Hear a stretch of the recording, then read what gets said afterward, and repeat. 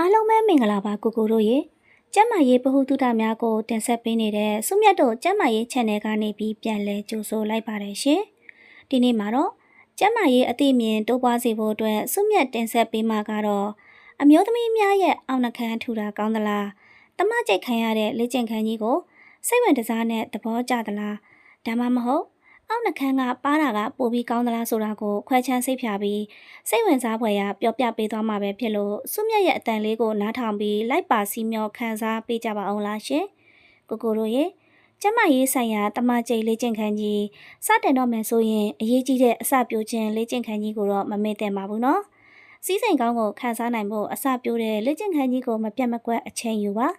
လက်တိုင်းလေ့ကျင့်ခန်းကိုလည်းအနေကောက်ကွက်အမြန်ကောက်ကွက်နဲ့အကွက်စုံနေအောင်ထိုးဆွကလိပေးပါ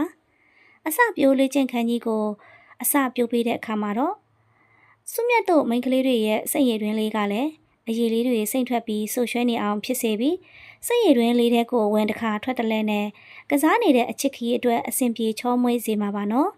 ပြီးတော့အောက်နှခမ်းထူတဲ့မိန်းကလေးတွေကတော့ကျမရေးအတွက်တမကြိတ်လေ့ကျင့်ခန်းကြီးဆင်နွှဲရမှာဒူပေတံပေအခမ်းနိုင်ဆုံးလို့ပြောလို့ရပါတယ်ရှင်ကျမရေးလေ့ကျင့်ခန်းကြီးကိုခဏခဏတမကြိတ်လေ့ကျင့်ခံနေရပါစေကျွမ်းရဲ့ပုံစံအဖက်တွေနဲ့အရန်ကိုအကျန်းခံအရသာကောင်းစေမှာပါကျမရေးလေ့ကျင့်ခန်းတိုင်းကွက်ပေါင်းစုံကိုလေ့ကျင့်ခံနိုင်တဲ့နှခမ်းထူထူဖုတ်ကြီးတွေပေါ့ရှင်နှခမ်းထူပြီးအဖက်ရှိတဲ့မိန်းကလေးတွေဟာဟိုစိတ်အလွန်တန်ပြီးကျမရေးလေ့ကျင့်ခန်းကြီးအစာပြိုလိုက်တာနဲ့တာမန်နှခမ်းရှိသူနှခမ်းပါသူတွေနဲ့မတူပဲ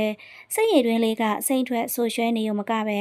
အရေးစီးစီးကြည်ကြည်လေးတွေကပေါင်ကြားမှာစီးကြနေအောင်အထိထန်နေတဲ့လို့အောက်နှခမ်းထူတဲ့မိန်းကလေးမျိုးကိုပိုင်ဆိုင်ထားတဲ့ကိုကိုတို့အတွက်ကံကောင်းမှုတစ်ခုပေါ့ရှင်နှခမ်းထူတဲ့မိန်းကလေးတွေအကြိုက်လေ့ကျင့်ခန်းကြီးကိုဘယ်လိုပုံစံလုပ်ရမလဲဆိုရင်တော့အချိန်များများအချိန်ပြင်းပြင်းနေတာအမြဲရထားတွဲခုတ်မောင်းသလိုမောင်းပြလိုက်ပါရှင်ဒီလိုလေ့ကျင့်ပေးမှသာနှခမ်းထူထူလေးစိတ်ကျေနပ်ပြီးအရာပြေမှာပဲဖြစ်ပါတယ်နှခမ်းထူတဲ့ကောင်းမလေးတွေအတွက်တင်းတော်တဲ့လေ့ကျင့်ခန်းအနေထားကတော့ဘိုးကြီးတနတ်ထန်းတဲ့ပုံစံလေးပါ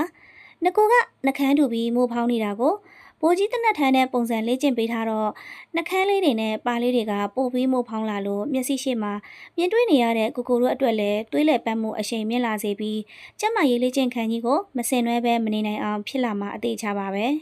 ပစွန်ထုတ်လို့ကွေးထားတော့လိုင်ကောင်းကြီးတဲ့ကိုလမ်းကြည့်လိုက်ရင်ပဲအရန်ကိုတက်ကြွစေပြီးမျက်နှာလေးကိုကြည့်ပြီးအာရပါရလေ့ကျင့်ခန်းကိုဆင်နွှဲကြည့်ကြနော်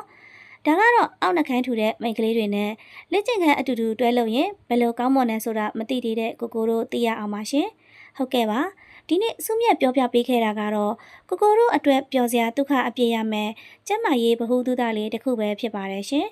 နောက်ရက်တွေမှာလည်းအခုလိုခန္ဓာကိုယ်အတွက်အကျိုးရှိတဲ့ကျန်းမာရေးလေ့ကျင့်ခန်းနဲ့ကျန်းမာရေးဗဟုသုတများကိုမျှဝေသွားမှာဖြစ်လို့ကျမတို့ channel လေးကို like and subscribe လေးလုပ်ပြီးအားပေးသွားကြပါအောင်လားရှင်အားလုံးကိုကျေးဇူးတင်ပါတယ်